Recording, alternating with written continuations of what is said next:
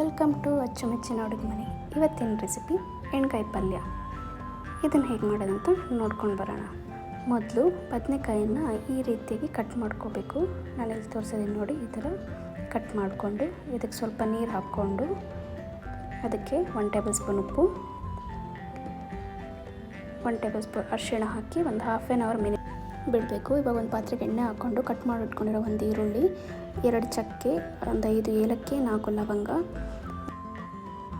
Cut ಮಾಡಿ ಇಟ್ಕೊಂಡಿರೋ 2 ರಿಂದ 3 ಹಸಿಮೆಣಸು, ಸ್ವಲ್ಪ ಕೊತ್ತಂಬರಿ ಸೊಪ್ಪು ಹಾಕ್ಕೊಂಡು ಚೆನ್ನಾಗಿ ಬಾಡಿಸ್ಕೋಬೇಕು.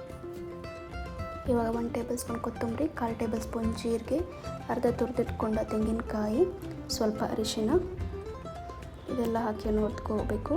ಇವಾಗ ಗ್ಯಾಸ್ ಆಫ್ ಮಾಡಿಬಿಟ್ಟು ಒಂದು 5 ರಿಂದ 6 ಬೆಳ್ಳುಳ್ಳಿ, ಒಂದು ಚಿಕ್ಕ ಗಾತ್ರದ ಶುಂಠಿಯನ್ನು ಹಾಕ್ಕೋಬೇಕು. ಹಾಗೆ ಒಂದು ಸಣ್ಣ ಲಿಂಬೆ ಗಾತ್ರದ ಹುಣಸೆ, ಇವುಗಳಷ್ಟನ್ನು ಮಿಕ್ಸಿ ಜಾರ್ಗೆ ಹಾಕ್ಕೊಂಡು 1 ಟೇಬಲ್ ಸ್ಪೂನ್ ಬೆಲ್ಲ, ರುಚಿಗೆ ತಕ್ಕಷ್ಟು ಉಪ್ಪು ಹಾಕ್ಕೊಂಡು ಇವಾಗ ನಾವು ಇದನ್ನು ಚೆನ್ನಾಗಿ ಗ್ರೈಂಡ್ ಮಾಡ್ಕೋಬೇಕು. ನೀವಿಲ್ಲಿ ನೋಡ್ಬೋದು ಚೆನ್ನಾಗಿ ಗ್ರೈಂಡ್ ಆಗಿದೆ. ಇವಾಗ ನಾವು ಕಟ್ ಮಾಡಿ ಇಟ್ಕೊಂಡಿರೋ ಬದನೆಕಾಯಿಗೆ ಈ ರೀತಿಯಲ್ಲಿ ಅದನ್ನು ಸ್ಟಫ್ ಮಾಡಬೇಕು, ತುಂಬಿಸ್ಬೇಕು.